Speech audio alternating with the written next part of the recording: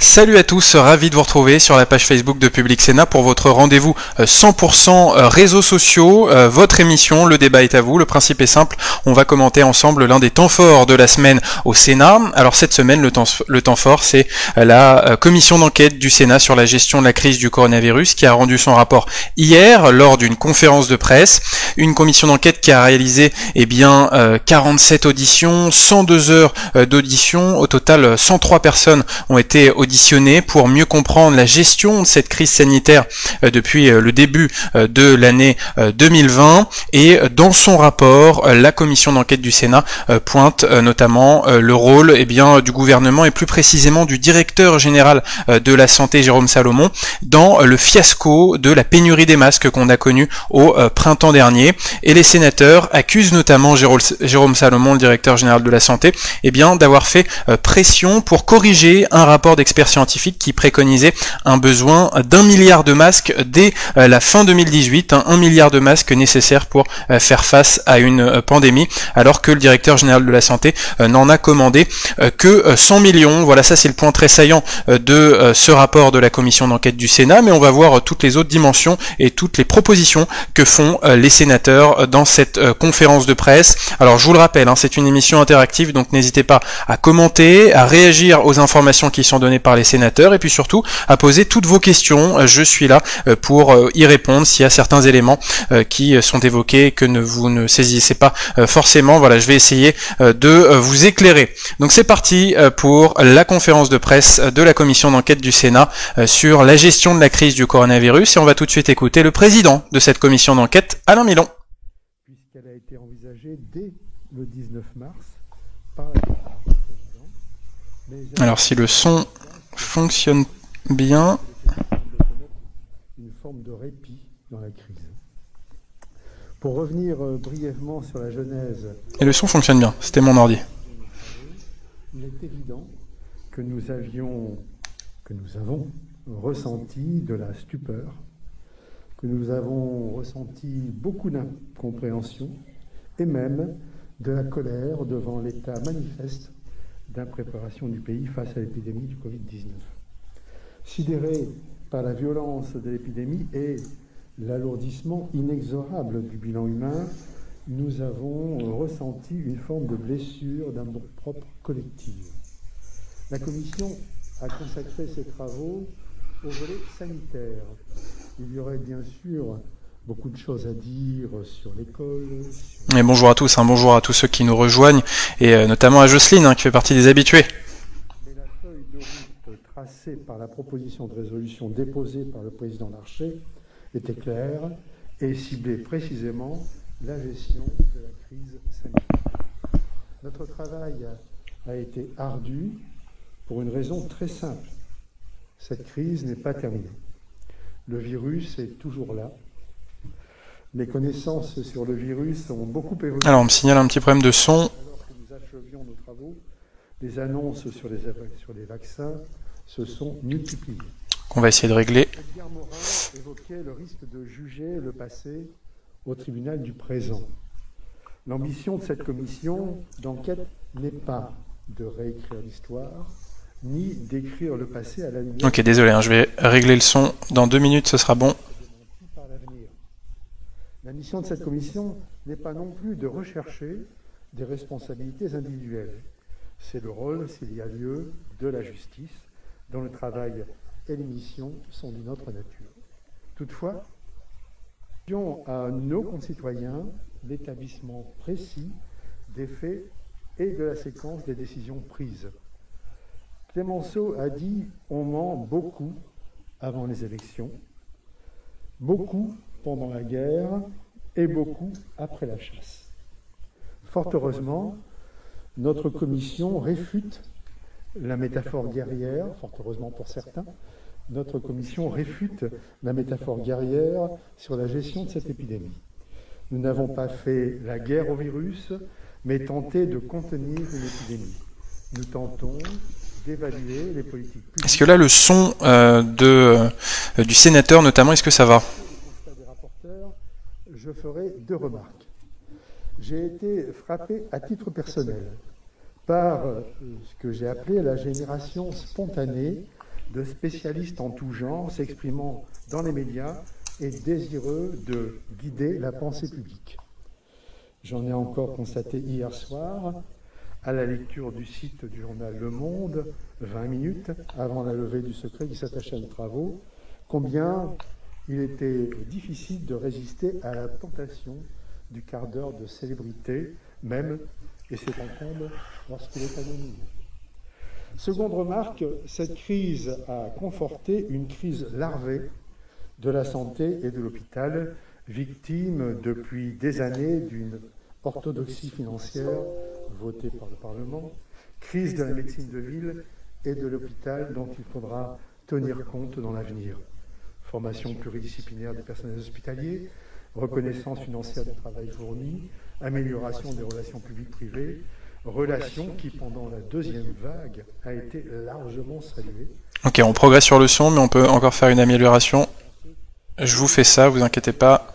Les personnels hospitaliers repenser le financement de la sécurité sociale en respectant le grand principe de nos anciens. On paye selon ses moyens, on reçoit selon ses besoins. Dans cette crise, les professionnels de santé, malgré la marginalisation des professionnels de ville, auront été exemplaires, alors que pendant des années précédant celle-ci, les gouvernements ont ignoré superbement leurs cris de désespoir. Mais ceci nous entraîne bien au-delà de nos travaux d'aujourd'hui. Je cède donc sans plus attendre la parole à nos rapporteurs pour qu'ils vous présentent les conclusions de leurs travaux. Leur tâche est difficile. Ce rapport sur la crise du Covid, chacun a le sien en tête, tant chacun d'entre nous est marqué par cette crise. Certains l'ont vécu comme soignants, d'autres comme patients, d'autres comme élus, tous comme citoyens. Donc, alors je crois que c'est le micro d'Alain Milon qui est pas terrible, mais les autres sénateurs ont des micros meilleurs, je crois. À la suite, la prise de parole des rapporteurs prendre la parole, de bien vouloir s'inscrire sur le chat. Le chat, eh oui. Madame Vermeillet, je laisse la parole la première. Merci, Monsieur le Président. Le son est meilleur là, vous trouvez pas? Bien que les événements surgis brusquement au cours de cette année appellent d'abord de notre part la prudence et l'humilité, c'est en conscience que nous portons le constat d'une réaction tardive de nos responsables politiques et d'une impréparation manifeste de notre système de soins à l'endiguement de l'épidémie. Les actions engagées par le ministère de la Santé, désigné dans un premier temps comme gestionnaire de crise, ont connu jusqu'au mois de mars un séquençage peu adéquat où la lenteur des transmissions d'informations le dispute à l'agenda politique que l'exécutif entendait alors conduire. Alors que le virus entame dès la fin de décembre 2019 sa diffusion à bas bruit et que la ministre de la Santé de l'époque, Madame Agnès Buzyn, fait alors part à son directeur général de la Santé de ses premières inquiétudes, ces avertissements ne rencontrent aucun écho tout au long du mois de janvier en raison d'une préoccupation limitée des acteurs internationaux et nationaux. L'Organisation mondiale de la santé, dont la médiation entre États souverains en matière de santé publique internationale était alors fortement attendue, semble avoir différé de plusieurs jours la déclaration du 30 janvier par laquelle elle mettait enfin le monde en alerte contre le risque pandémique. Le mois de février, qu'un scénario idéal aurait dû consacrer à la mise en branle de notre système de soins face à un phénomène dont nous connaissions alors le risque sans encore en déplorer les effets, n'a été une occasion perdue. Les signaux émanant de nos voisins se multipliaient, nous menions des luttes contre nos premiers clusters, et alors que le Grand Est adressait à l'Élysée les premières détresses face à l'incursion brutale et massive du virus sur son territoire, la France, sur l'invitation expresse du chef de l'État, maintenait ses sorties et ses loisirs, se préparait au premier tour des élections municipales. Marqué par un changement soudain de ministre de la Santé, choix dont l'opportunité peut être a posteriori fortement discutée, ce mois de février n'a donc permis qu'une préparation par à-coups de notre système de soins. Fortement empreint de l'expérience d'Ebola, le ministère a initialement structuré sa réponse sur la prise en charge de tous les patients classés cas possible en établissement de santé habilité Covid-19 et sur l'organisation d'une filière de soins excluant les professionnels de ville.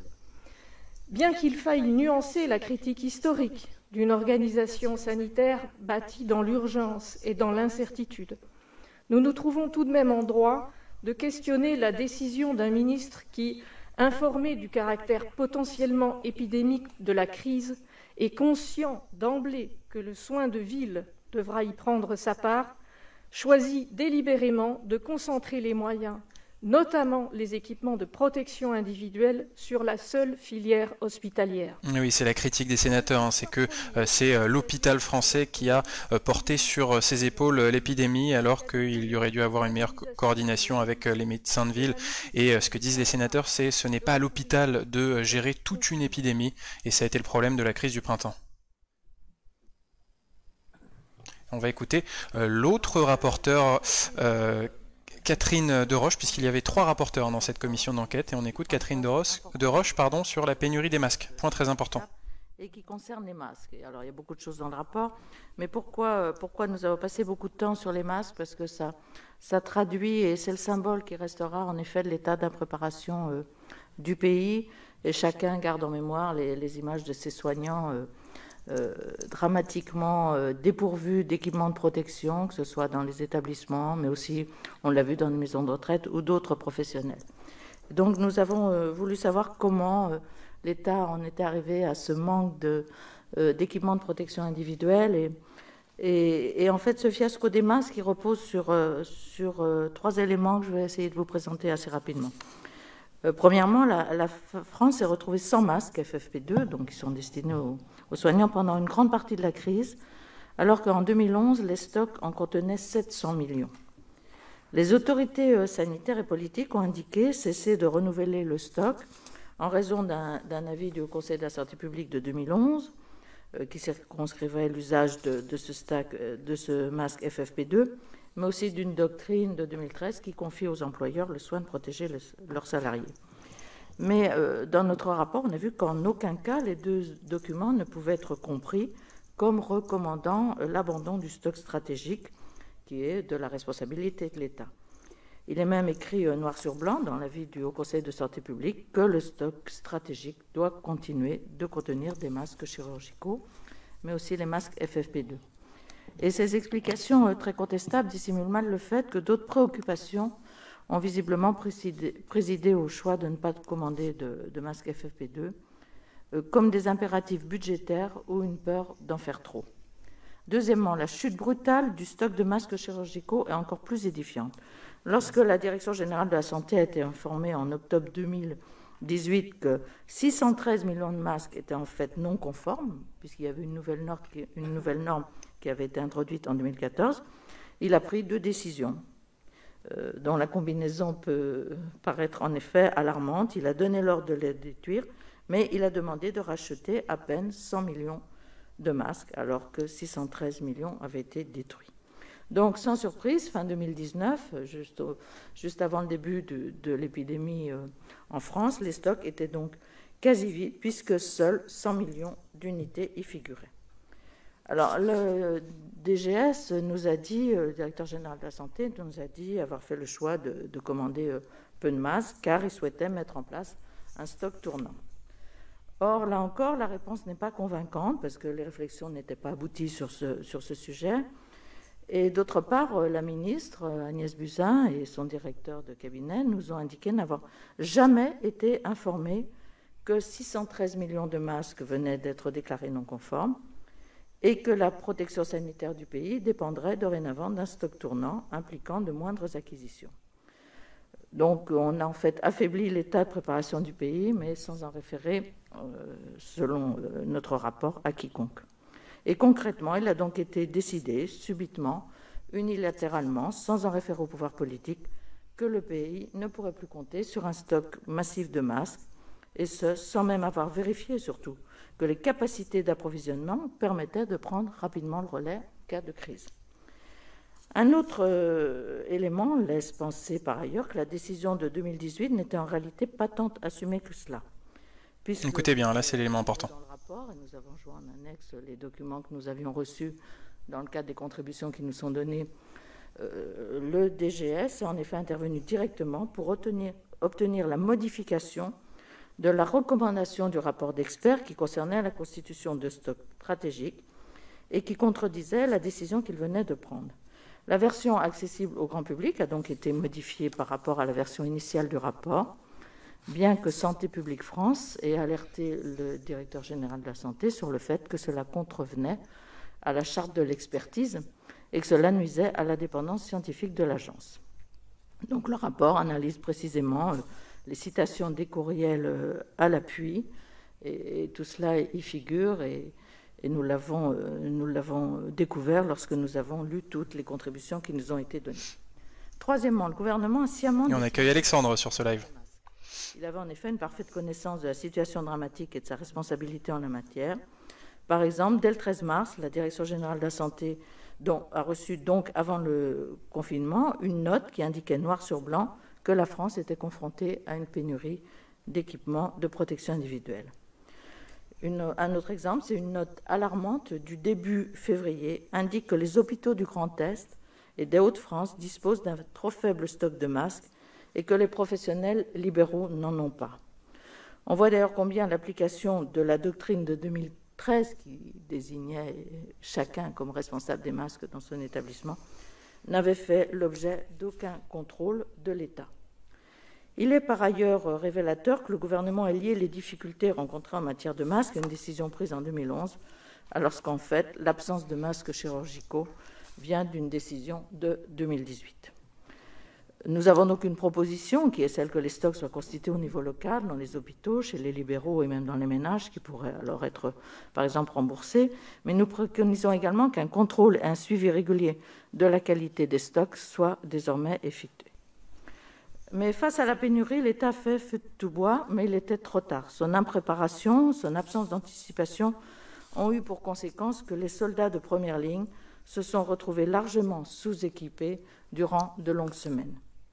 Le gouvernement a d'abord décrété une réquisition qui s'est révélée non seulement inutile, mais également contre-productive, puisqu'elle n'a pas permis de collecter beaucoup de masques et elle a en plus désorganisé les chaînes d'approvisionnement et tendu les relations entre l'État et les collectivités locales. Le pilotage de cette réquisition est l'exemple typique de la cacophonie au sommet de l'État. Le ministère de la Santé s'est défaussé sur le ministère de l'Intérieur, puisque les préfets étaient impliqués. Le ministère de l'Intérieur a renvoyé au ministère de la Santé, puisque les agences régionales de santé étaient impliquées. Oui, Catherine Deroche fait référence à un épisode au printemps où la région, notamment PACA, Provence-Alpes-Côte d'Azur, avait commandé des masques. Elle allait les recevoir sur le tarmac de l'aéroport et l'État a réquisitionné ces masques pour les donner à la région Grand Est. Voilà, il y a eu un petit épisode de tension sur la livraison des masques entre les régions au printemps. Pendant un très long moment, d'autant que la qualité de nombre de ces masques laissait à désirer. Par ailleurs, l'État les a payés à prix d'or, jusqu'à 30 fois le prix habituel. Il faut noter que si la DGS avait fait le choix en octobre 2018 de reconstituer les stocks à hauteur d'1 milliard d'unités, ce qui était conseillé, le coût budgétaire aurait été de 27 millions d'euros contre 450 millions d'euros durant la crise. Nous tenons également à saluer l'engagement de nombreuses collectivités territoriales qui ont, par leurs commandes, tenté autant que possible de pallier les carences. Enfin, il faut souligner la situation des producteurs français de masques grand public en tissu qui se sont fortement mobilisés durant la crise à la demande du gouvernement afin de réorienter leur production vers ces produits. Or, aujourd'hui, leur stock d'invendus s'accumule et après les avoir incités à s'engager dans cette voie, le gouvernement ne saurait se détourner d'eux aujourd'hui, c'est ce que nous lui demandons.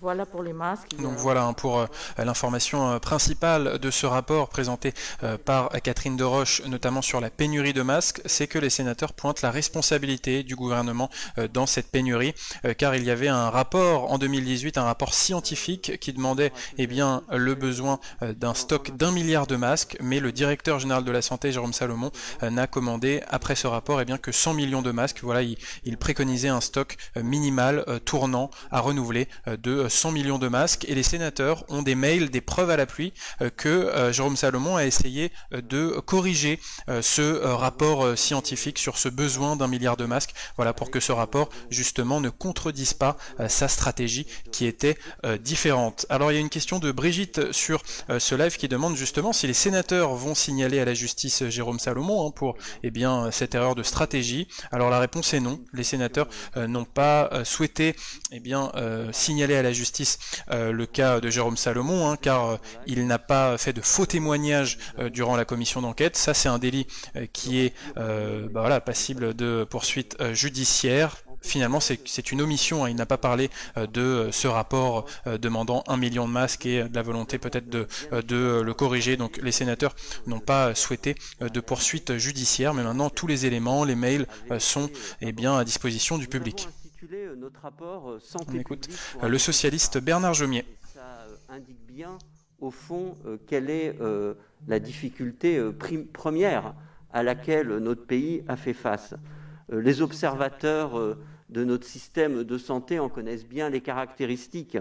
Un système de soins qui a été construit au cours des dernières décennies avec une certaine efficacité, puisque nous avons un système de soins qui, malgré ses difficultés, est reconnu dans le monde entier, mais un système de santé publique qui, lui, est encore, on va dire, très balbutiant. Les failles sont repérées, et là, elles se sont révélées avoir des conséquences sérieuses. D'abord, un hospitalocentrisme excessif. Et ce n'est pas faire injure à l'hôpital, qui est au cœur de notre système de soins, et qui, d'ailleurs, était en difficulté avant la crise. Il était au cœur des débats pour sa difficulté de plus en plus grande à remplir les missions que nous lui assignions. Mais cet hospitalocentrisme a produit une mise à l'écart des professionnels de ville, du système de soins ambulatoires, qui a été délétère pendant tout le printemps et pendant toute la première partie de la crise. L'hôpital fragilisé mais résilient, et nous le notons dans notre rapport, c'est grâce à la mobilisation exceptionnelle des personnels de ces hôpitaux, la capacité à franchir les contraintes administratives et budgétaires pendant le pic épidémique du printemps, que nos concitoyens ont pu être soignés. Et puis l'inattention au secteur médico-social, 17 ans après la canicule de 2003, qui a fait un nombre de victimes extrêmement élevé parmi nos personnes âgées, de nouveau les EHPAD, de nouveau les personnes âgées qui vivent seules au domicile, de nouveau les populations les plus vulnérables n'ont pas obtenu la réponse qu'elles auraient dû avoir. Alors, dans cette réponse, Sylvie Vermeillet a rappelé qu'il y avait eu un retard à l'allumage entre les alertes d'Agnès Buzyn et la mise en route, on va dire, de l'ensemble de l'appareil d'État pour répondre à la pandémie. Le gouvernement et le chef de l'État ont choisi, dans un panorama de gouvernance sanitaire assez éclaté, de multiplier les instances ad hoc.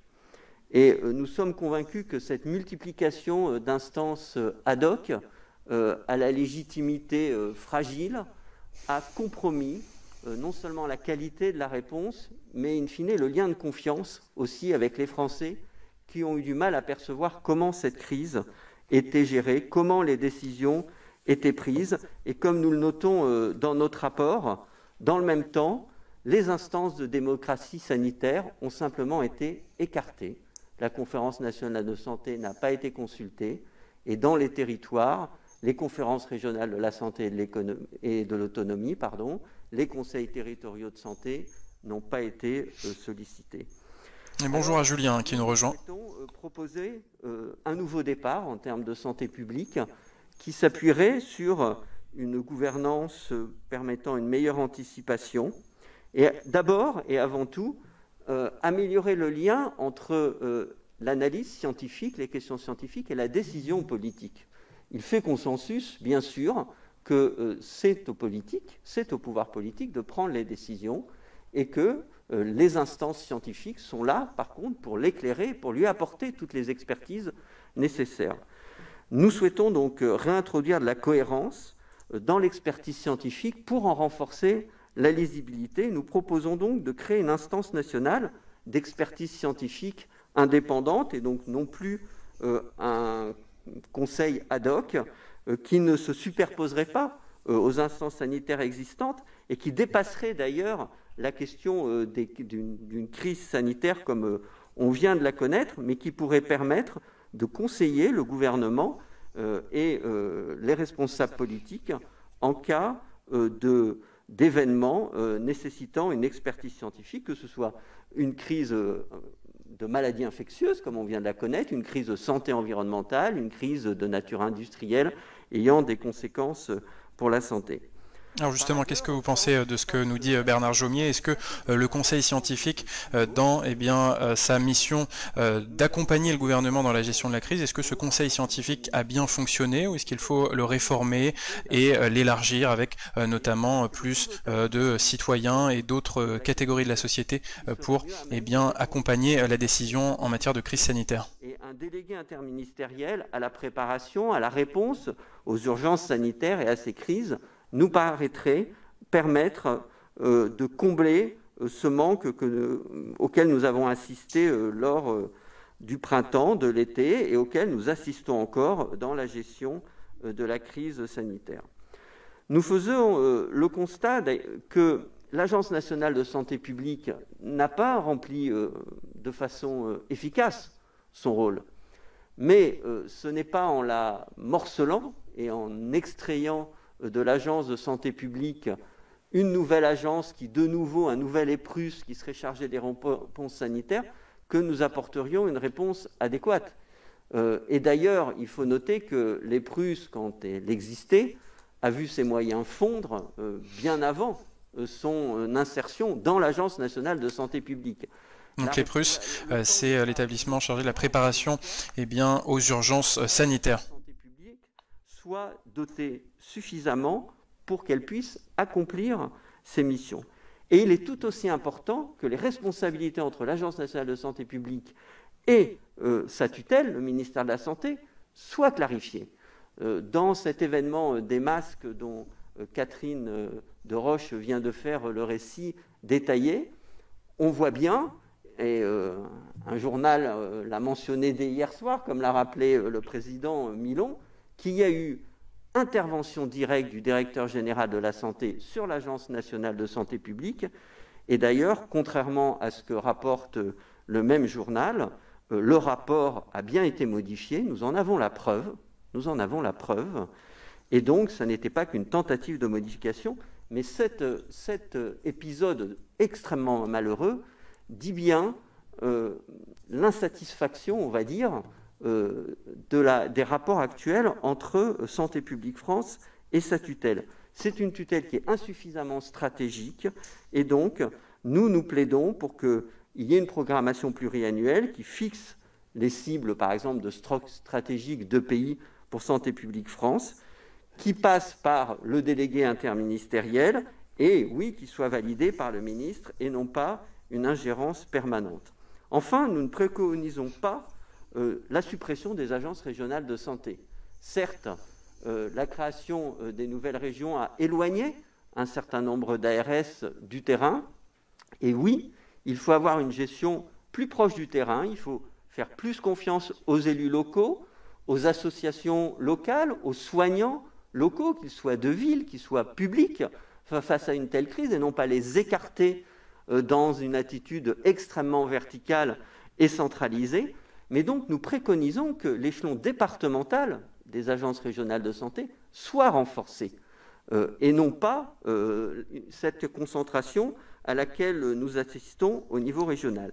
Et à cette condition, il nous semble qu'un lien meilleur serait fait avec les territoires, avec les acteurs locaux, et que leur mobilisation serait facilitée.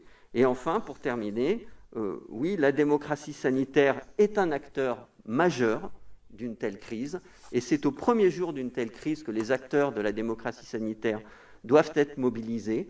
La Conférence nationale de santé aurait dû être mobilisée, et elle devrait animer d'ailleurs un travail citoyen, c'est ce que nous proposons en cas de crise, pour que une pandémie ne soit pas l'apanage de la réponse d'un chef de l'État s'appuyant sur un conseil de défense dont les comptes rendus des travaux ne sont pas publics, ils font seulement l'objet d'une communication, mais que la gestion d'une telle pandémie fasse bien appel à l'ensemble de la population et des acteurs de santé de notre pays. Justement, Bernard Jomy qui parlait de ce Conseil de défense, qu'est-ce que vous avez pensé de la manière quasi militaire de l'Élysée et du gouvernement de gérer cette crise sanitaire avec le Conseil de défense qui finalement remplace le Conseil des ministres? On se souvient des mots d'Emmanuel Macron, nous sommes en guerre, voilà, est-ce que c'était la bonne méthode pour gérer cette crise sanitaire inédite? Et puis, Julien, dans notre fil de commentaires, revient sur le prix des masques. Oui, les masques, ça coûte cher, et d'ailleurs, les sénateurs montrent qu'avec la pénurie du printemps 2020, l'État a fait des commandes de masques et les prix des masques ont explosé, c'est-à-dire que si on avait eu des stocks bien en amont, en 2019, des stocks de masques déjà présents, les masques n'auraient pas coûté aussi cher. Voilà, il y a eu une spéculation financière sur les masques. C'est que vous avez tout compris. Et donc là, maintenant, on va passer aux questions des journalistes. Je ne suis pas étonné, mais Journalistes qui un peu timides. Pour l'instant, il n'y a pas de questions, mais ça va venir. Pardon? Dites-moi plus fort. Public Sénat? Alors, monsieur François, je ne sais pas comment, de Public Sénat, souhaite nous interroger. On lui laisse volontiers la parole. Vous m'entendez, non? Oui, très bien.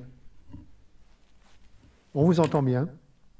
Est-ce que vous pourriez nous préciser les relations entre la DGS et le Santé publique France? On n'a pas très bien compris. Dans le cadre de ce qui a été dit dans le Monde d'hier, etc. Oui. Alors, en fait, la Santé publique France avait demandé un rapport en août 2018, un rapport sur les stocks stratégiques des masques. Et lorsque ce rapport a été apporté à Santé publique France et par cet expert indépendant qu'est le professeur Stahl de Grenoble, à la lecture du rapport qui recommandait, c'est très sémantique, qui recommandait un stock de masques d'1 milliard, c'est calculé en nombre de millions nécessaires de boîtes de 50 masques. La Direction générale de la santé a lu le rapport et a souhaité qu'en effet, ce ne soit pas une notion de stock qui soit donnée, mais plutôt, au fil des mails que l'on a vus en échange, plutôt une notion de besoin. Alors ça peut paraître la même chose, mais non, ce n'est pas la même chose, parce que le stock, c'est vraiment ce qui doit être en stock. Le besoin, c'est quelque chose dont on sait qu'on peut éventuellement peut-être l'adapter lorsque quelque chose survient. Le problème dans cette crise, c'est que donc le rapport final, et vous le verrez dans le rapport, puisqu'on a tout retranscrit les mails et les deux versions, notamment la version initiale et la version retenue par Santé publique France.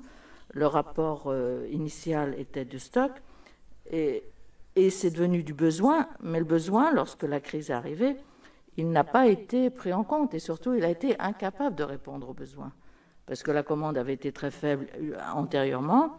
Et lorsqu'il y a eu une réactivité de la France pour commander les stocks, on s'est retrouvé en effet dans le contexte international d'un besoin multiplié. En plus, beaucoup des masques étaient faits à Wuhan, donc dans un secteur qui lui-même était fermé.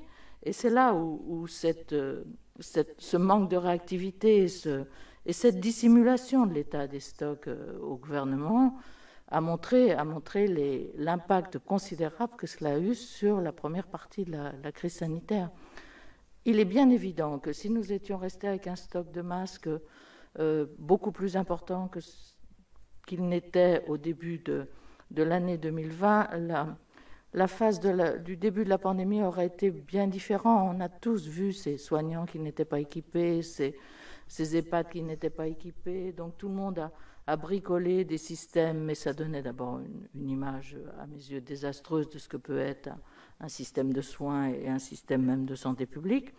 Mais surtout, ça a eu des conséquences importantes, parce que bien sûr, le masque n'est pas tout. On sait bien que ce n'est pas la protection exclusive du virus. Mais néanmoins, le masque était important et surtout rassurait aussi les professionnels qui étaient au contact. Donc, Alors le rapport qui avait été demandé à Santé publique France et la Direction générale de la santé et la tutelle de Santé publique France, le rapport portait sur les contre-mesures médicales, mais pas simplement que sur les masques. Donc la Direction générale de la santé et la tutelle de Santé publique France. Alors pour répondre à Julien, cette commission d'enquête est donc terminée et elle a duré 6 mois. Voilà, 6 mois, c'est la durée maximale d'une commission d'enquête. Qui a été formulée par le DGS, elle est importante parce qu'en fait, il était mis la nécessité, l'accent sur un stock massif. Or, lui, il avait fait le choix, le DGS, de plutôt avoir un stock très faible, mais le rapport Stahl, lorsqu'il est arrivé, mettait en défaut ce qui était sa propre stratégie. Donc, à notre sens, il a souhaité en effet modifier les termes du rapport d'experts, de façon à ne pas être contredit dans la stratégie que lui-même avait choisie. Et voilà, ça s'est joué à quelques mots, Jérôme Salomon qui a modifié quelques mots dans ce rapport d'experts scientifiques pour finalement se couvrir sur sa stratégie de ne commander que 100 millions de masques en prévention d'une épidémie, alors que les scientifiques de l'hôpital de Grenoble avaient demandé un stock d'1 milliard de masques. Mais finalement, on n'a parlé que d'un besoin et plus d'un stock, donc ça a permis à Jérôme Salomon de se couvrir d'une certaine manière. Sur les 613 millions de masques chirurgicaux sont non conformes, ce qui était acquis entre 2003 et 2005, et que le stock n'est plus que de 99 millions de masques, et que sur ces 99 millions, 63 millions vont être périmés fin 2019, et qu'il n'y a plus de masques FFP2. C'est donc le 30 octobre que le directeur général de la Santé va demander à commander d'abord 50 millions de masques, plus 50 millions par la suite, si le budget le permet. Donc là, on est le 30 octobre 2018. Et ce que je trouve tout de même troublant, c'est que nous avons auditionné Agnès Buzyn le 23 septembre 2020. Elle nous dit à l'occasion de cette audition qu'elle va être alertée par un blog anglo-saxon le 25 décembre 2019 sur cette affaire de Covid, et elle a l'intuition que cela sera grave. Elle fait d'ailleurs un mail à cette occasion au directeur général de la Santé. À cette époque, le directeur général de la Santé, il sait qu'il n'y a que 100 millions de masques. Elle, la ministre de la Santé, elle nous détaille à l'occasion de l'audition, jour après jour, tout ce qu'elle va mettre en œuvre pour préparer le pays. C'est le 21 janvier qu'Agnès Buzyn demande quel est l'état des stocks de masques. Elle se pose la question le 21 janvier. Je pense que Jérôme Salomon aurait pu lui répondre tout de suite. Il le savait depuis un moment, quel était l'état des masques. Et c'est Santé publique France qui répond à la ministre le 24 janvier et qui, sans surprise, dit « Nous avons 99 millions de masques et 0 FFP2 ». Ce que je trouve troublant, c'est que pendant un mois, le directeur général de la Santé, qui était au courant du stock, n'a pas agi. Si on avait remis en commande les masques tout de suite, dès la première intuition de la ministre, je pense que les choses se seraient passées autrement. Et oui, Sylvie Vermeillet qui explique que la ministre de la Santé à l'époque, Agnès Buzyn, n'était pas au courant finalement des stocks de masques dans les premières années de son ministère. Elle a posé la question à partir de janvier 2020, fin janvier 2020, au début de l'épidémie. Et par exemple, fin 2018, fin 2019, elle n'avait pas connaissance de cette pénurie de stocks de masques. Et ça rejoint d'ailleurs ce que nous dit Malik sur notre fil de commentaires. Le gouvernement se doit de connaître les stocks. La responsabilité est donc commune, ce n'est pas juste la responsabilité du directeur général de la Santé, Jérôme Salomon. Peut-être qu'Agnès Buzyn aurait dû connaître ces stocks bien avant. Dans tous les pays. Dans le modèle américain, nord-américain, au Canada ou aux USA, il y a un conseiller scientifique. D'ailleurs, celui du président Trump a acquis une certaine célébrité. Il y en a aussi un en Suède, plus proche de nous, sur le continent européen. Et puis dans d'autres pays, il y a une instance scientifique plus collégiale. Et nous n'avons pas ce dispositif en France. Alors, les agences sanitaires ont une expertise scientifique, mais il y a un certain effet de morcellement tout de même. Et d'ailleurs, à l'entrée dans la crise, le chef de l'État, il faut lui en donner acte, a ressenti ce manque-là, a ressenti qu'il y avait là un trou dans la raquette, pour parler trivialement. Et donc, nous pensons, parce que la réponse qu'il a apportée, de fait, est une réponse en pleine crise de désigner lui-même un président du conseil scientifique qui, quelles que soient ses qualités, elles sont très grandes et il est une personnalité très respectable, mais sa légitimité ne procède plus que du chef de l'État lui-même. Alors, on atteint un niveau de centralisation dans notre République, on a déjà pointé la verticalité totale de la gestion de cette crise, qui pose problème parce que ça ne renforce pas le lien de confiance avec les Français. On le voit bien aujourd'hui, où la stratégie vaccinale se discute, cette question, elle est première et elle est fondamentale. C'est toute une société qui fait face à une épidémie, encore une fois, ce n'est pas quelques dirigeants politiques. Et quand toute une société fait face, il faut la mobiliser, il faut qu'elle ait confiance, et les conditions de la confiance, c'est que les messages soient, on en connaisse leur mode d'élaboration, que la légitimité soit élargie. Alors, bien sûr, le conseil scientifique a été validé dans un second temps par le Parlement.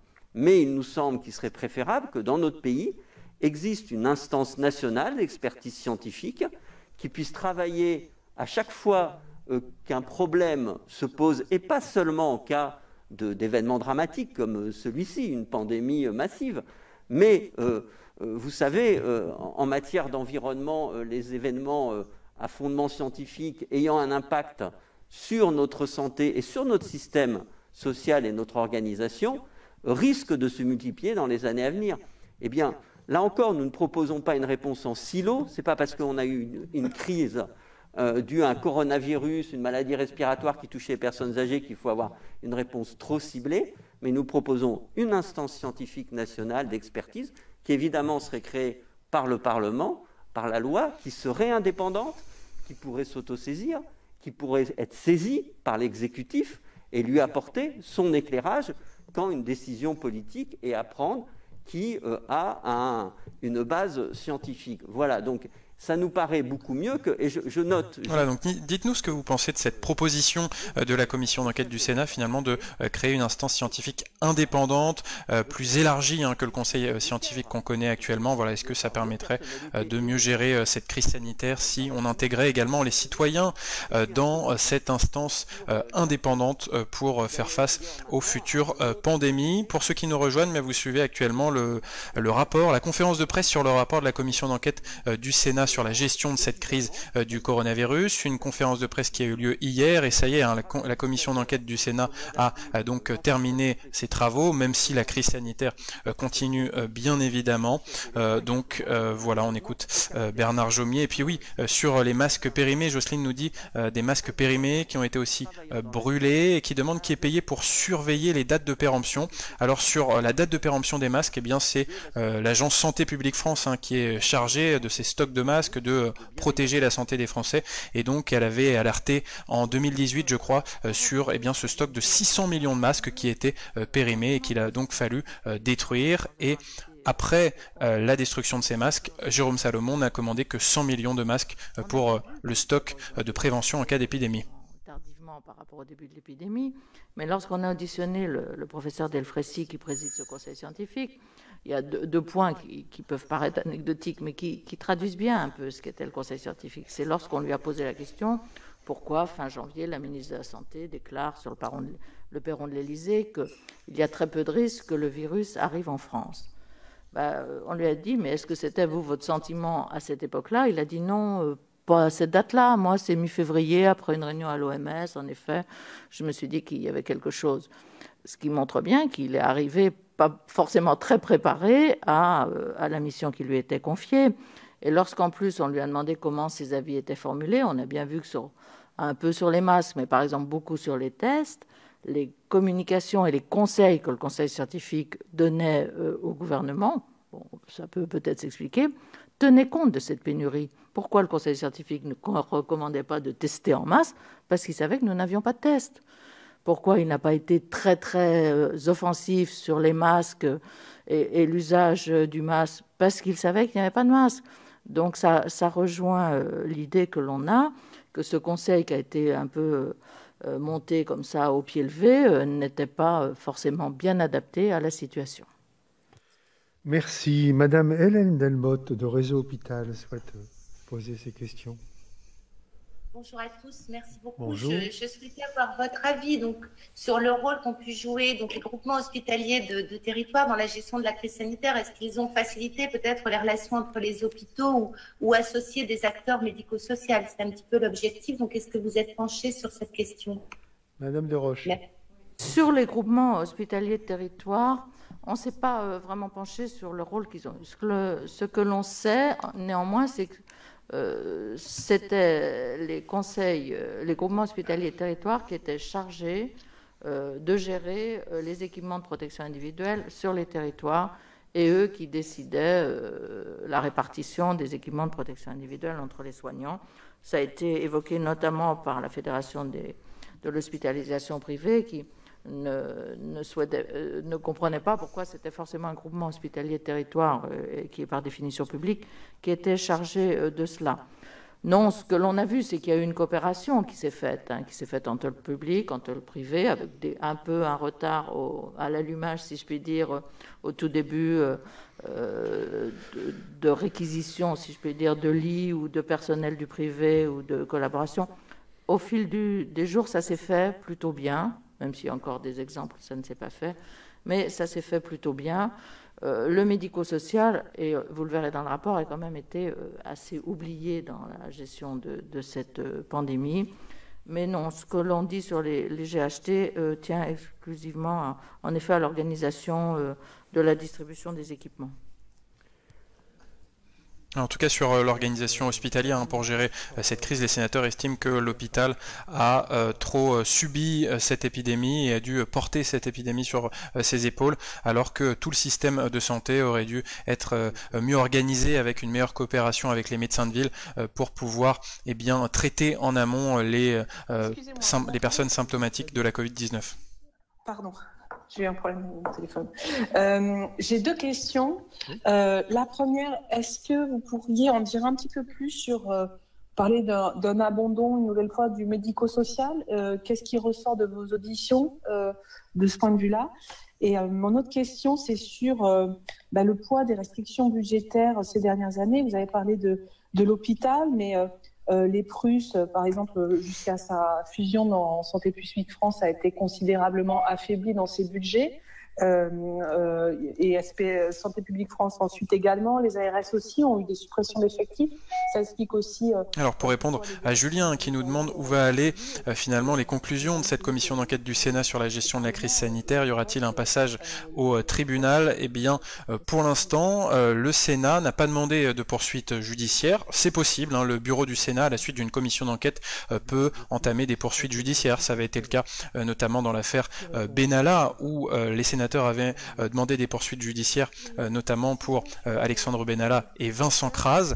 Et puis, les conclusions de cette commission d'enquête, les propositions qui sont faites par les sénateurs, elles peuvent servir notamment à faire de nouvelles lois pour mieux organiser le système de santé, pour qu'il y ait une meilleure coopération par exemple entre l'hôpital et la médecine de ville, pour vraiment sanctuariser des stocks de masques dans toutes les parties de notre système de santé, pas seulement à l'hôpital. Donc voilà, ces propositions elles peuvent servir après à faire des lois et à améliorer notre armement face à une épidémie. Ce sont des choses qui vont se mettre en place à l'issue du 20 mars, mais il y a une espèce de désarroi avant cette date qui fait que les ARS n'ont pas les moyens de comprendre ce qui se passe dans les EHPAD. C'est vrai qu'elles n'étaient pas dimensionnées pour gérer les crises, plutôt pour gérer les budgets. Et ça va être particulièrement difficile et douloureux par rapport aux EHPAD. Ensuite, les choses vont s'organiser. Je pense que la double tutelle de l'État et des conseils départementaux, parfois ne va pas faciliter les choses. Et puis parfois, va les arranger parce que, il faut le dire, je me souviens de l'audition de Brigitte Klinkert, qui était alors présidente du conseil départemental du Haut-Rhin. Elle va nous dire que face à le désarroi et le manque d'équipements auxquels il fallait faire face, eh bien, certaines collectivités, alors les départements ou les régions ou les maires, vont parfois aller au-delà de leurs compétences pour venir en aide, notamment aux EHPAD, au secteur du médico-social. Et puis tous ces services à domicile qui étaient aussi hors radar, qui n'étaient pas au début de la crise pris en charge. Donc là aussi, il faudra retravailler la question de cette double tutelle qui parfois a compliqué la gestion de la crise. Et puis fort heureusement, je crois que si les départements, si les régions et les communes n'avaient pas été là pour venir en aide au terrain, et notamment à ce secteur médico-social, ce service à domicile qui a été oublié, eh bien, les choses auraient été beaucoup plus graves. Moi, je rends hommage à toutes ces collectivités qui sont sans doute parfois allées au-delà de ce qu'elles devaient faire, mais qui, bien heureusement, ont rendu service et ont permis d'atténuer la crise. Donc la question des EHPAD dans cette crise sanitaire qui est évoquée dans le rapport de la commission d'enquête du Sénat. D'ailleurs, Jocelyne rebondit sur ce sujet en disant un EHPAD, c'est une infirmière pour 80 personnes âgées. Et effectivement, le tribut a été très lourd pour ces établissements durant la crise sanitaire. Et puis le médico-social, c'est aussi les services d'aide à domicile. Et dans les auditions qui ont eu lieu au Sénat, il y a eu des déclarations très fortes avec des acteurs de ce secteur de l'aide à domicile qui disent on a retrouvé beaucoup trop de personnes décédées chez elles. Donc voilà, il y a toute une chaîne de soins qui n'a peut-être pas été assez efficace dans le début de cette épidémie et ça a conduit à des drames. Donc voilà, les personnes vulnérables à l'autre bout de la chaîne ont subi cette crise sanitaire au printemps. Victimes du virus, des populations qui avaient des revenus les plus bas, qui étaient dans les situations sociales les plus précaires, qui étaient dans des conditions de logement les plus mauvaises, que quand on était à 4 dans 50 mètres carrés, on avait dans un quartier densément peuplé, on n'avait plus de risque d'attraper le virus que quand on vivait dans un logement spacieux, etc. Et tout cela, à chaque fois, ne provoque pas la mise en œuvre rapide de mesures populationnelles de lutte contre le virus. Certaines agences régionales de santé ont mis au point, se sont lancées dans, par exemple, du dépistage au plus près des populations. Mais globalement, l'analyse populationnelle et l'abord populationnel de la santé dans notre pays est trop faible. Et c'est constitutif de ce défaut de santé publique qu'encore une fois, nous dénonçons. Et donc, ça s'est traduit de façon dramatique dans les EHPAD par une situation extrêmement mauvaise. Sur la deuxième volet de la question, sur la question budgétaire. Alors, l'hôpital, vous vous en rappelez, était en difficulté. Des mouvements importants de personnel ont eu lieu au cours de l'année 2019 pour indiquer qu'il n'arrivait plus à remplir dans de bonnes conditions les missions que les pouvoirs publics lui avaient assignées. Et les personnels, d'ailleurs, quittaient l'hôpital. Donc, il y avait effectivement, et il y a encore, d'ailleurs, une question budgétaire qui se pose. Mais il ne faudrait pas non plus que l'on pense que la seule réponse, elle est budgétaire, pas plus qu'elle n'est uniquement dans l'organisation. On peut courir après l'organisation la plus parfaite. Il n'empêche qu'à un moment, il y a une décision qui ne s'enclenche pas et que ça fait écho probablement à bien d'autres ressorts. Encore une fois, quand Sylvie Vermeillet racontait le début de la crise, les alertes d'Agnès Buzyn, pour autant, le plan pandémie n'est pas déclenché. Et les arguments qu'on nous a opposés ne sont pas très convaincants à ce sujet. La cellule interministérielle de crise, il faudra attendre le 17 mars. On dit oui, mais il y a quand même des actions qui ont été mises en place avant. Oui, mais ces dispositifs, ils ont un sens. C'est qu'ils entraînent toute une mise en route de l'appareil d'État et d'un certain nombre de process. Et s'en priver, c'était altérer la rapidité et la qualité de la réponse à l'épidémie. Et donc, oui, il y a des questions budgétaires qui se posent. Et nous avons ici au Sénat, d'ailleurs, en 2019 notamment, dit que la baisse du budget de l'Agence nationale de santé publique, nous ne pouvions pas la valider. Parce que dès que l'agence a été créée, année après année, on lui a demandé de rendre des postes. Et on a restreint ses capacités d'action.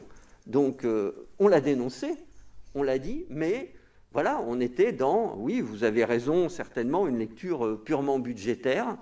Et donc, il faut aussi qu'on comprenne et qu'on se mette à travailler, et ça sert à ça, une crise, et c'est ce qui motive encore une fois notre travail et notre engagement à tous, c'est que mettre au point une véritable gouvernance de santé publique, au fond, ça ne coûte pas plus cher. Voilà. Mais il faut ça, face à des budgétaires qui ont une vision à court terme, le faire comprendre et partager, et c'est compliqué, parce que ça nécessite du temps, mais c'est rentable, excusez-moi du terme, en termes de santé publique, comme in fine en termes financiers. Il y a un point intéressant, d'ailleurs Brigitte dans notre fil de commentaires a rebondi, c'est-à-dire que oui, on parle souvent du manque de budget pour l'hôpital public, du manque de moyens financiers pour notre système de santé, mais pour le socialiste Bernard Jomier, ce n'est pas tant les questions budgétaires qui ont montré les failles dans notre crise sanitaire, c'est bien des failles au niveau de la décision, de notre gouvernance, et ça étonne Brigitte qui dit c'est un socialiste qui parle, et ben voilà, c'est pas étonnant. Ah oui, donc du coup non, c'est pas étonnant. Pour Brigitte. Pour Brigitte, voilà, les socialistes ne sont pas assez soucieux de la question du budget de l'hôpital public. En tout cas, les sénateurs socialistes en parlent souvent dans les débats. Appelez le 15 si vous êtes vraiment très mal. Et les personnes âgées, on les a aussi très peu hospitalisées. Les chiffres sont parlants dans le rapport sur une chute des hospitalisations des plus de 75 ans à une certaine période. Et même, il y a des documents... prévenant en effet les établissements, les directions, qu'ils auraient du mal à hospitaliser les personnes âgées. Donc ça a été là encore toute cette lenteur. On ne peut pas dire qu'il n'y avait pas conscience que quelque chose passait, mais tout s'est fait très très lentement. Et lorsque le président de la République parlait de guerre, on peut se dire que des soldats qui avancent à ce pas aussi lent ont peu de chances de gagner la bataille. Sur les restrictions budgétaires, Bernard Jomier l'a évoqué, mais Santé publique France, par exemple, les chiffres, c'était, avant la crise, c'est 195 millions d'euros et 586 emplois. Certains vont dire, encore une agence avec plein d'emplois qui coûte très cher. Mais en comparaison, l'Angleterre, qui elle, a plus une culture de santé publique, et c'est ce que l'on met dans notre rapport, c'est même le titre du rapport, c'est 331 millions d'euros et 5500 personnes. Et on a vu au fil des années, en effet, décroître le budget. Et Agnès Buzyn avait reçu un dossier qui lui indiquait que tous les efforts budgétaires qu'on demandait à Santé publique France risquaient de compromettre la réalisation des objectifs stratégiques. Donc, le gouvernement savait bien qu'en réduisant ce qu'étaient les budgets de ces établissements, il y aurait des conséquences. Bon. Tant qu'il n'y a rien, ça passe à peu près comme ça inaperçu, mais dans une pandémie de ce type, les conséquences sont dramatiques. Alors pour revenir sur le secteur de l'aide à domicile et des personnels d'aide à domicile qui ont été un peu démunis dans cette crise, ils n'avaient pas justement les masques, les équipements nécessaires au début de la crise du printemps, et ça a eu des conséquences sur justement les personnes en manque d'autonomie. Et d'ailleurs Nabila témoigne sur notre fil de commentaires en disant voilà, qu'elle est lourdement handicapée et qu'elle n'a le droit à qu'une heure de ménage et qu'elle ne voit personne dans la semaine. En tout cas sur cette question d'autonomie, eh bien on attend le projet de loi du gouvernement pour mieux lutter contre l'autonomie, la dépendance. C'est un texte voilà, qui se fait attendre, qui devrait être présenté l'année prochaine avec des milliards d'euros qui seraient mis sur la table pour mieux gérer ce problème de l'autonomie, et l'autonomie qui fera l'objet d'une 5e branche de la sécurité sociale. Au début de la crise, le ministère de la Santé s'est défaussé sur le ministère de l'Intérieur. On a quand même assisté à une séquence avec un départ brutal de Madame Buzyn, remplacée par Olivier Véran. Donc, sur cette cacophonie, première question, est-ce que finalement, aujourd'hui, le poids grandissant du Conseil de défense ne pose pas question? On sent que la polémique est quand même toujours actuelle. Et deuxième question, également plus transversale, l'audition d'Édouard Philippe le 29 octobre dernier était très intéressante, puisqu'il est revenu sur comment le politique est informé par le monde scientifique.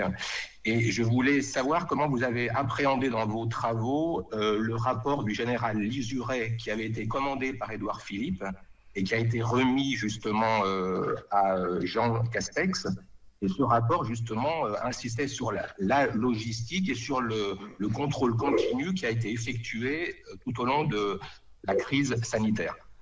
Alors le rapport du général Lizuret, c'est l'histoire d'un rapport secret. Et oui, Édouard Philippe avait commandé ce rapport sur la gestion de la crise sanitaire à ce général qui a dirigé la gendarmerie auparavant.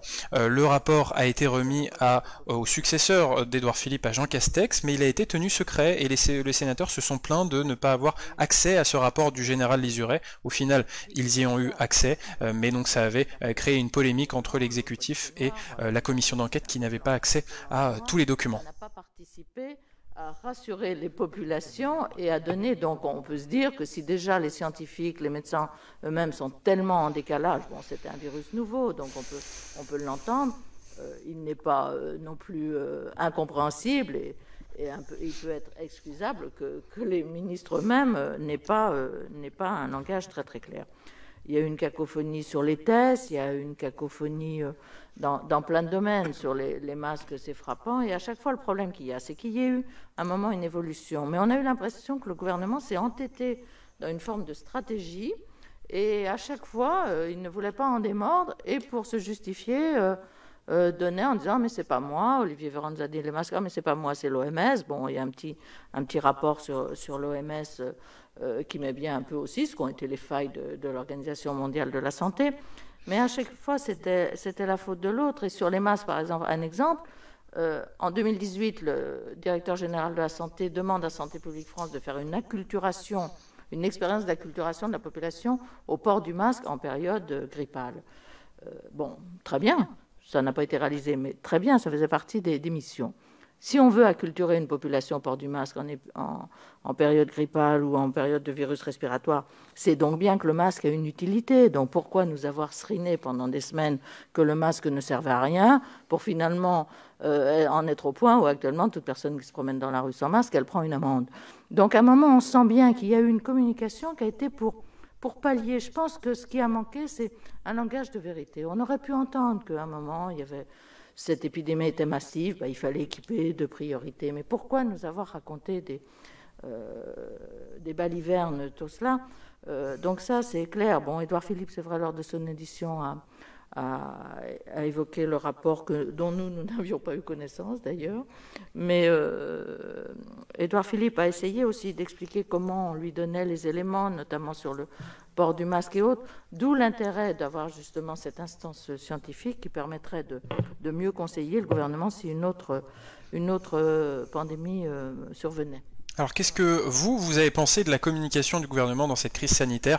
Est-ce que le gouvernement n'a pas dit toute la vérité? Et en même temps, on peut quand même se dire que cette épidémie était nouvelle, on n'avait pas toutes les connaissances scientifiques, notamment sur l'utilité du port du masque pour la Covid-19, et que le gouvernement a fait tant bien que mal ce qu'il pouvait, notamment avec les recommandations de l'OMS. Voilà, qu'est-ce que vous avez pensé de la communication de l'exécutif? Buzyn a eu très tôt cette intuition qu'il y avait un phénomène épidémique probablement grave qui allait toucher notre pays, et le fait que cette intuition n'ait pas été partagée visiblement par l'ensemble du gouvernement et par le Premier ministre, puisqu'il n'a pas pris des dispositions qu'il aurait pu prendre à ce moment-là.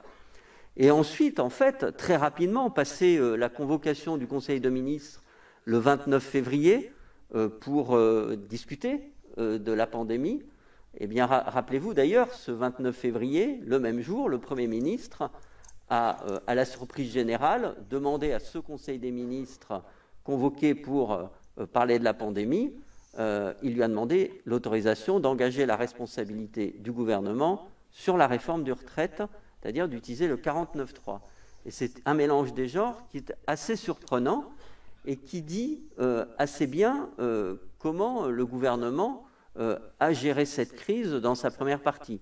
Et d'ailleurs, immédiatement, ensuite, il ne s'est plus réuni, le gouvernement, puisque c'est le Conseil de défense, comme vous l'avez relevé, qui a pris le pas et qui, encore aujourd'hui, semble prendre les décisions. Je dis semble parce que c'est à l'issue de réunions de Conseil de défense qu'il y a une communication gouvernementale à chaque fois du Premier ministre qui détermine et conduit la politique de la nation au terme de notre Constitution. Ce n'est pas le Conseil de défense qui détermine et conduit la politique de la nation.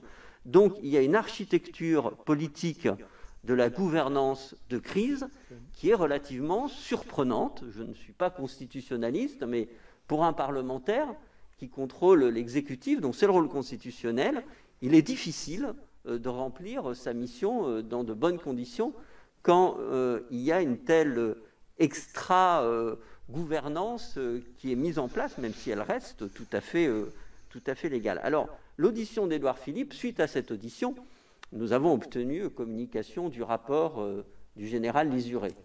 Nous avons constaté d'ailleurs qu'on avait les mêmes...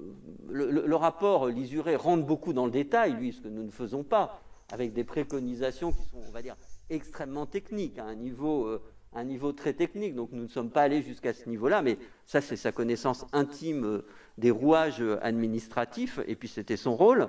Mais sur les problématiques de coordination interministérielle, nous faisons les mêmes constats et des préconisations d'ailleurs qui sont similaires pour le niveau qui est le nôtre.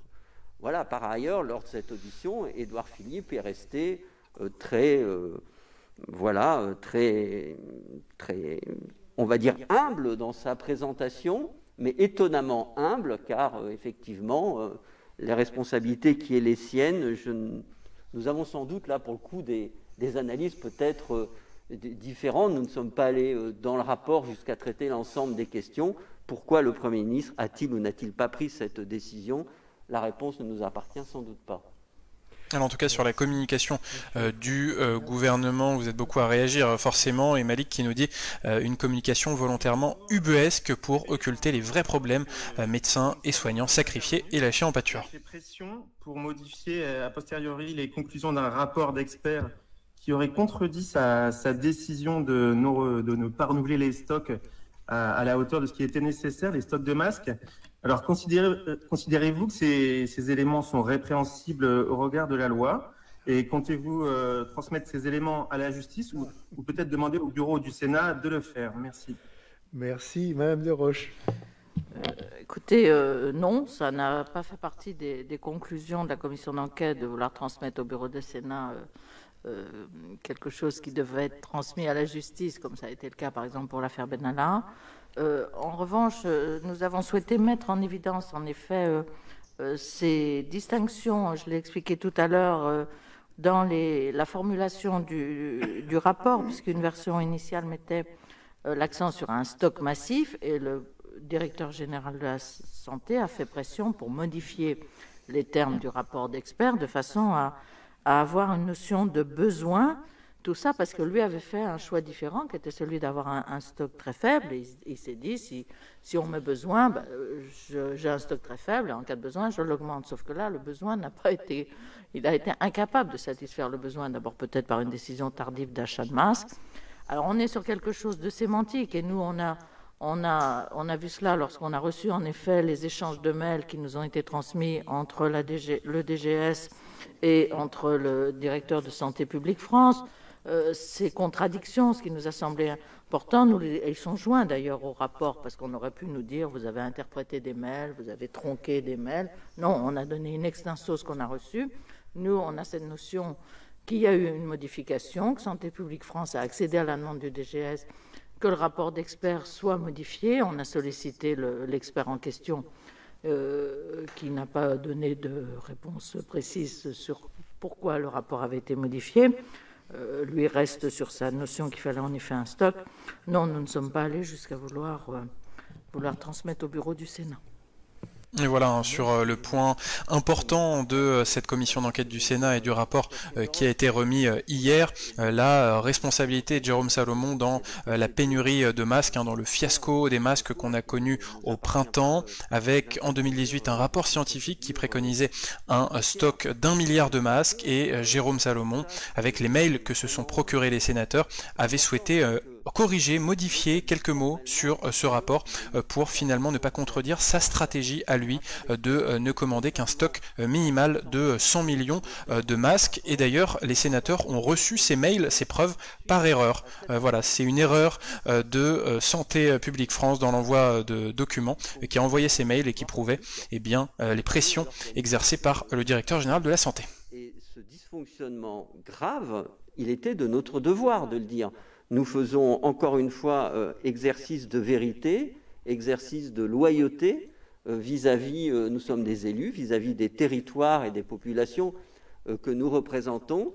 Rétablir la confiance passe par ce type d'exercice, mais nous ne sommes pas un tribunal, nous ne sommes pas juges, nous ne sommes pas procureurs et nous ne sommes pas non plus avocats. Nous notons juste que ces informations n'ont pas été portées à notre connaissance par les acteurs que nous avons auditionnés. Ils ne nous l'ont pas dit. Il y a eu omission. Les mettre en lumière à partir des prérogatives d'une commission d'enquête qui est d'obtenir des documents qui ne sont pas nécessairement publiés.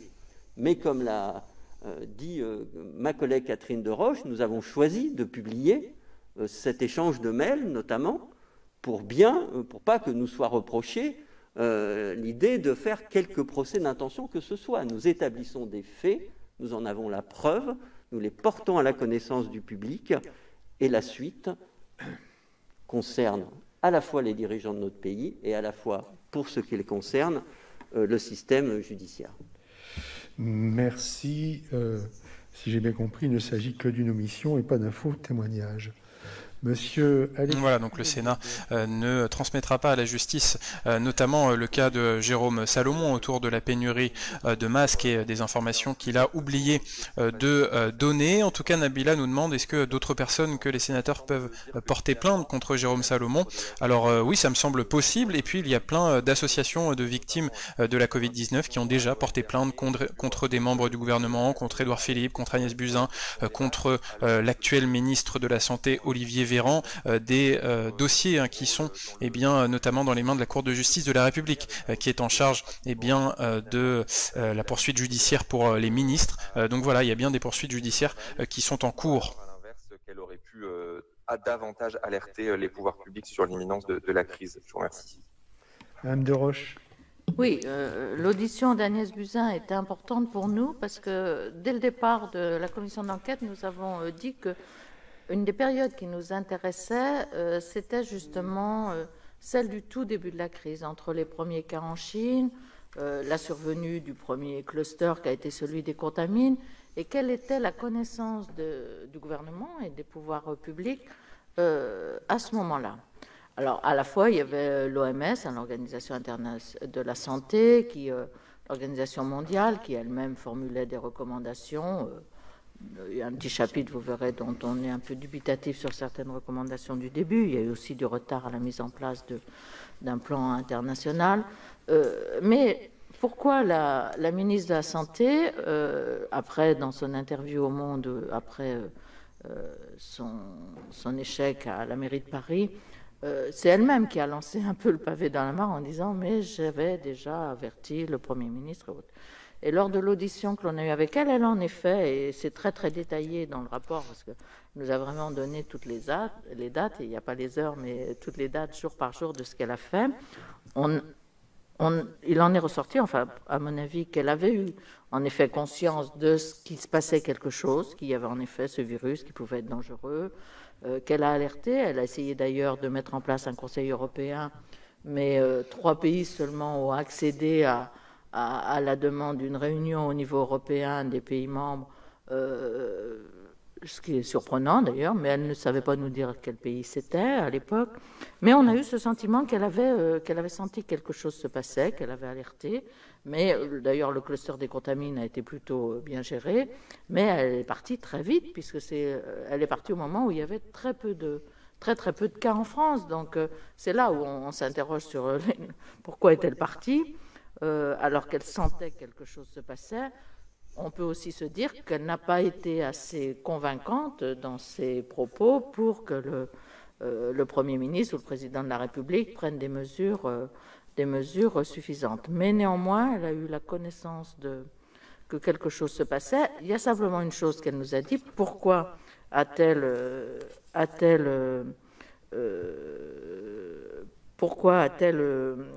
dit, par exemple, sur le perron de l'Élysée qu'il y avait peu de risques que le virus arrive en France? C'était une question qu'on a posée à chaque audition, on n'avait jamais la réponse, elle a fini par nous la donner, elle a dit, mais parce que je me basais sur des modélisations de l'INSERM. Or, ces modélisations se sont révélées erronées, ont été corrigées quelques jours après, et c'est bien sur des modélisations erronées de l'INSERM que la ministre dit le virus n'arrivera pas en France. Pourquoi ? Parce que l'INSERM n'avait pas tenu compte des relations étroites entre Wuhan et la France, avec notamment des vols réguliers. Donc, elle a eu conscience, en effet, que quelque chose se passait. Elle a beaucoup parlé du retard de l'OMS dans la déclaration, en effet, de l'urgence sanitaire internationale qui a eu lieu 8 jours après la découverte qu'il y avait une transmission interhumaine du virus. Et puis, elle a déclenché également un plan, le plan Irsan-Remb, le 14 février, la veille de son départ.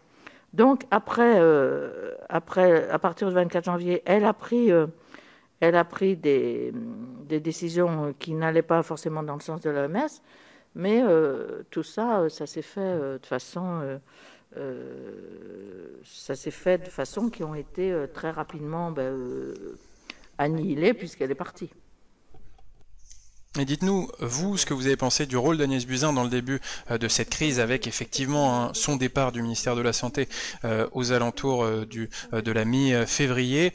Mais en tout cas, ce qui ressort de son audition, c'est qu'elle avait alerté les pays européens, les membres du gouvernement, très tôt, dès la fin du mois de décembre, début du mois de janvier, voilà, sur le risque d'une pandémie qui s'abattrait sur la France et sur l'Europe. Donc voilà, est-ce que vous pensez que Agnès Buzyn a quand même fait le travail sur le début de cette crise sanitaire? On commande immédiatement une première commande de 30 millions de masques FFP2 parce qu'elle nous dit qu'elle a bien compris que ce seraient les soignants qui allaient être en difficulté dès le départ. Donc elle essaye de parer au plus urgent, même si elle va nous dire que c'était trop tard. Voilà. Mais elle, dès l'instant où elle a la connaissance de la faiblesse du stock, elle remet en commande et ce sera compliqué. Elle va aussi, par exemple, s'opposer à ce que la France envoie des masques en Chine. Mais elle a été seule, et elle a été seule. On a le sentiment qu'elle a été seule sur beaucoup de points, comme le dit Catherine. Le 25 janvier, alors qu'elle demande la réunion d'un Conseil des ministres européens, seuls 3 pays sur 27 acceptent. Et elle se sentait peut-être concernée, elle, par la question, mais à l'évidence, elle était quand même relativement seule. Et pour vous dire une phrase qu'elle a dit avec beaucoup d'émotion à la fin de son audition, elle a terminé en disant « Je pense que je n'étais pas en phase avec le pays. C'est d'ailleurs ce qui m'a permis de bien le préparer. » Merci. Voilà. Y a-t-il d'autres questions? Oui. Merci. Et Madame Strosser-Emmanuel de Mairie Info. Oui, bonjour. Bonjour. Deux questions pour revenir sur les établissements médico-sociaux et plus précisément les EHPAD. Est-ce que vous considérez que les données actuelles, le bilan en termes humains, comme vous dites, sur les décès est exact aujourd'hui ou il reste sous-estimé par rapport à ce qui s'est passé à domicile également? Et une autre question plus sur 2 propositions que vous faites. L'une de renforcer les délégations départementales des ARS, précisément sur quoi ou comment?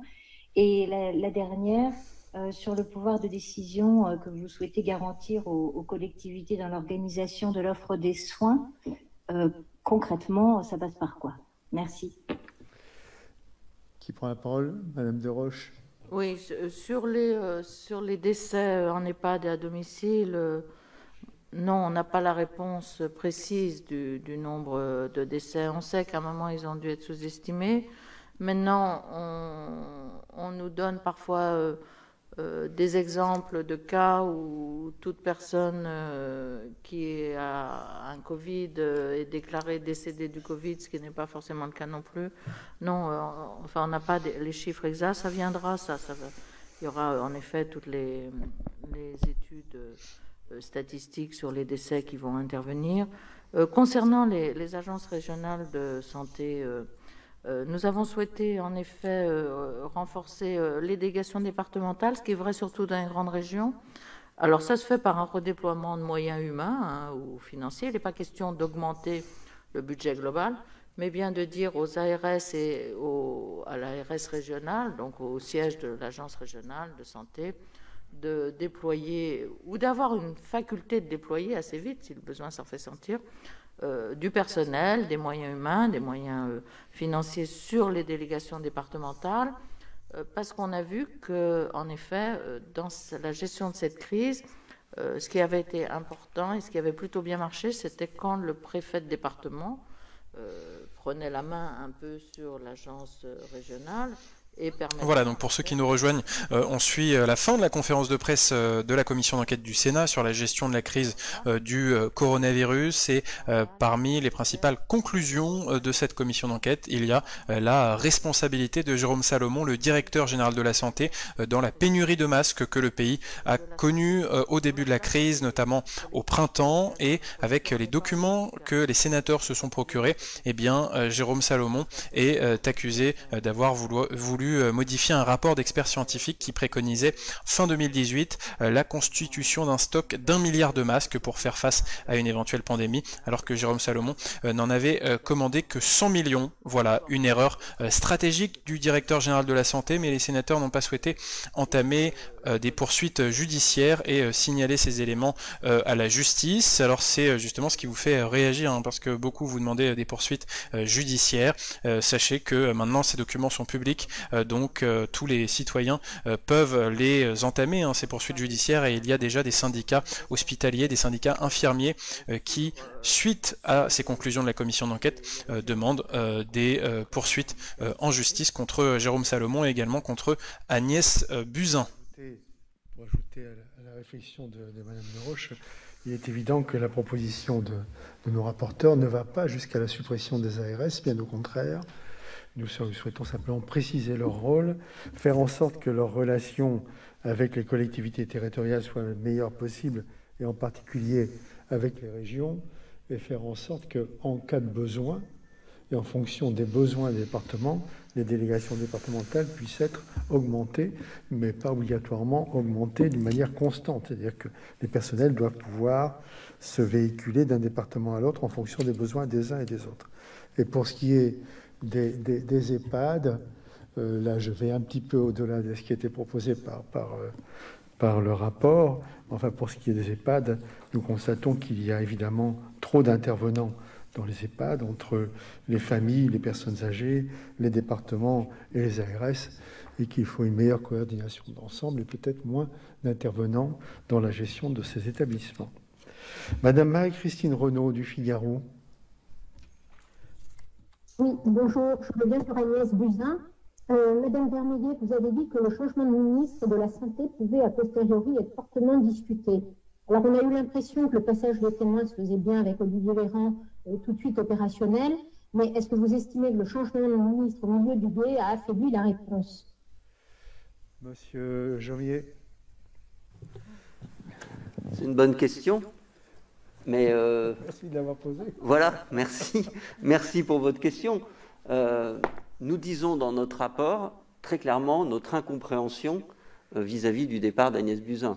Écoutez, quand il y a une telle crise qui arrive, que vous êtes ministre de la Santé, que vous avez eu la capacité de comprendre que cette crise arrivait, ce qui nécessitait quand même des qualités qu'avait Agnès Buzyn, et que vous quittez, alors que vous savez que la tempête arrive, la barre du navire, expliquez-moi pourquoi.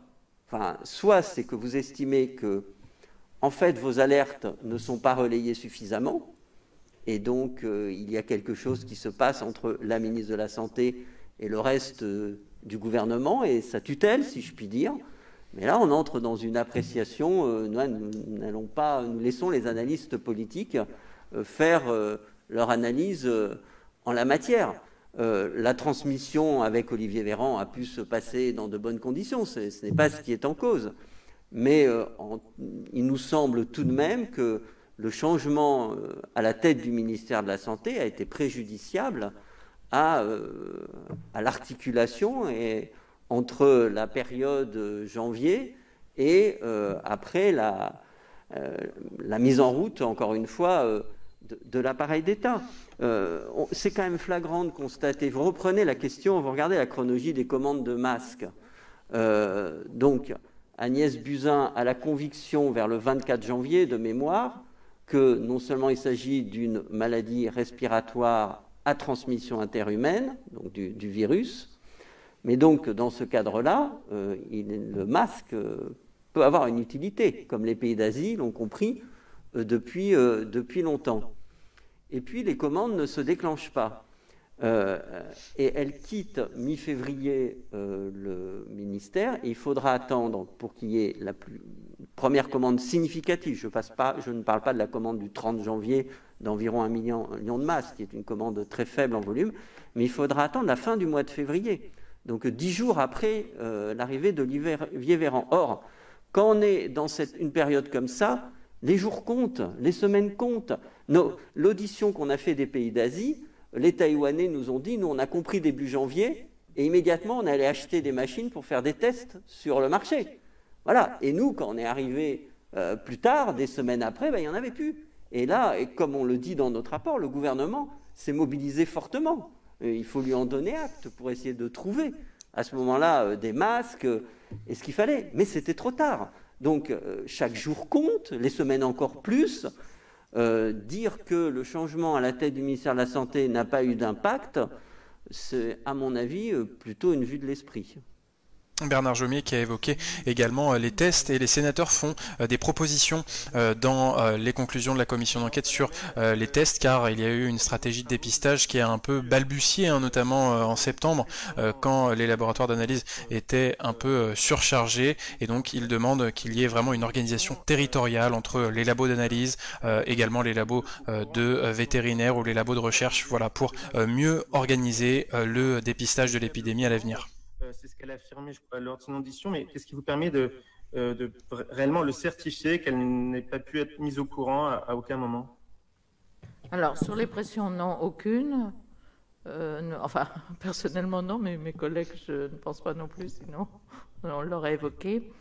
Sur Agnès Buzyn, le directeur général de la Santé a lui-même reconnu qu'il n'avait pas alerté le ministère, ni le cabinet, ni la ministre.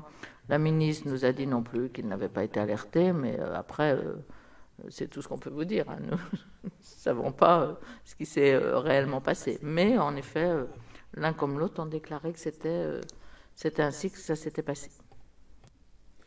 Voilà, aucune pression en effet.